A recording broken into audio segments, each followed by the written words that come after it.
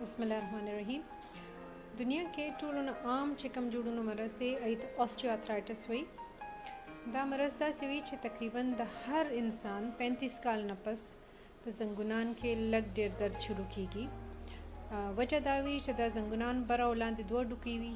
دا جوړ چې کوم دی د کې مینس کې یو کارټلیج وي چې ربر شانته کار کوي چې دوه ډوکې یو بل نه جدا ساتي. تقریبا 15 کال نه پس د نه طرف چې کوم دی چې کوم زی دوه زنګونان یو بل سره لګي نو دې طرف ته اډوکې یو بل سره لږ شانته نږدې شي. مینس کې چې کوم کارټلیج وي د ربر شانته کمزور شي. دا بالکل داسې خبره ده چې څنګه عمر سره ویښته کمزور کیږي یا سپین کیږي. نو دې اول نشانی دا وی چې انسان پوړې باندې کوزيږي نو لږ سټریکا شانته شروع شي. دې سره بهر ملک انګریزان تاسو ته معلومي ورزش ټول عمر کوي. انګریزان همیشه وایي چې دا درد معمولی شانته چې شروع شي. انګریزان وایي زمنګ وجود الارم اوس اون شو. اوس په مونږه پکار ده چې ورزش کوو دې نه پس او وزن برابر ساتو. کدا نه کو نو دا مسله به جوړیږي. پاکستان کې مونږه چې دا تکلیف شروع کیږي نو وایو بس اوس کرسي کې ومنځ کو پوړې بنه خېجو زیات بنه خوځو اوس زنګونان به بچ ساتو چې خراب نشي. نو دلته د درې نور مسلې شروع شي او خو پټې کمزور شي. چې پټې کمزور شي نو انسان خپل د اتحیات نه بس چې خلک پاسې دی نشي یا ناس زمکه باندې کینی پاسې دا کې چې کوم مشکوري هغه د پټو تک کمزوري د وجوي او ور سره وزن زیات شي. نو دې دوه باره کې خبره کو. وزن که تاسو زیات شي نو وزن سره اوبویسلی چې د جوړونه لږ شانته کمزور شي او بیا وزنم زیاتی پټم کمزوري انسان خوځیدې نشي کې ناستا پاسې دا مشکل وي. نو دا مسله بیا نور کال په کال زیاتیږي. مونږ چې کوم دلته لیدلې دي نو عام پاکستانی خزا یا سړی هر کال کې 40 کال نه پس تقریبا 4 کیلو وزن زیاتي. نو اکثر خلک 40 کال کې 100 کیلو ته نږدې رسیدلي. مین شی دا دی چې پټو د پاره پکار دی چې ورزش کو. اوس مونږ چې خلکو ته ورزش طریقه خایو نه تصویرونه ورکو.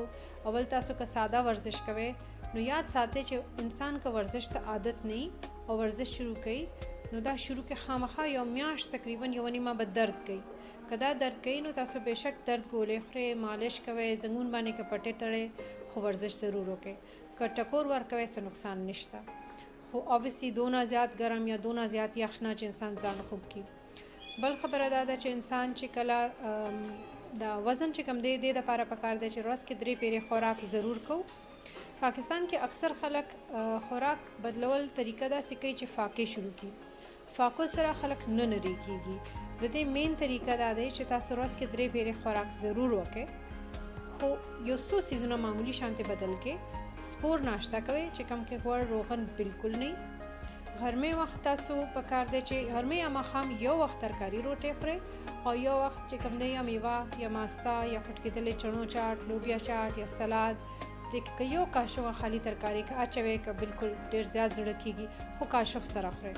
ورسره اوبه ځانته زیات کې یو وخت ترکاری روټي ضرور خورئ. چې کوم وخت ترکاری روټي خورئ نو خیال ساتئ چې روټي نه یو سور نوړې لري کې 300 نوړې لري کې چې څنګه سنت طریقه ده چې لږ هوا ځای پرې دی او چې کوم ترکاری دا دومره کم تیل یا روغن کې جوړوي چې پیاز په تکلیف سور شي.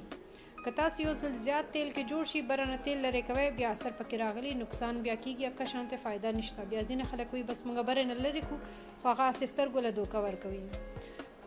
یو څو خلک داسې کوي چې بالکل خوراک نه کوي نو یې کې دوه نقصانات دي. یو خدای دې چې بالکل خوراک نه کوي غوښه بالکل بند کې ځان باندې نو ایسرا یو خو وینه کمی راځي بیا چکر راځي. نو دا طریقه ضروری نه دی.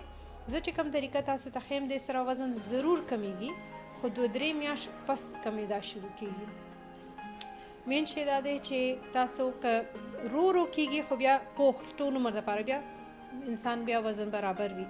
او که تاسو ډیر تادی کوئ فاقه کوئ نو ضرب کم شي او ضرب واپس راځي. نو ځکه دا طریقه ټیک نه دی. او یو معمولی شانته که تاسو یو شی باندې ځان پوهه کې دا ډیر فائدې چې خوراک طاقت ته انګلیش کې کیلریز وایي. کیلریز مطلب دی چې څه خوراک کې څونه طاقت دی. نو که 100 ګرام خوراک حساب لګو نو که 100 ګرام کچا سبزی کې تقریبا 40 کیلریز وي. روټه ډبل روټه کې تقریبا اندازن 150 یو نیم سو. غوښه کې تقریبا 300. بیکری سامان کې 100 ګرام کې یو سموسا یا سلور بسکټ راځي دونه کې 600 کیلریز وي. او تیل وړي روغن زیتون تیل سوچا وړي ټولو کې تقریبا 1000 کیلریز وي. نو تاسو په خپل اندازه ولګوئ چې کله پورې دغه روغن نه کمیږي وزن بالکل نشي کمیدی.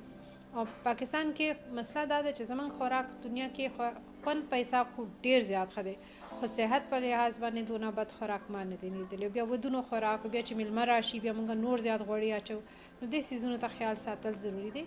که تاسو لږ ورزش کوئ، لږ خوراک کې خیال ساتئ، نو بیا انشاءالله دا جوړونه عام چې کوم اوسټیو ارترایټس دا چې مشرانو اډو کې خوږیږي په کار نه دی چې داسې شانته خوږیږي.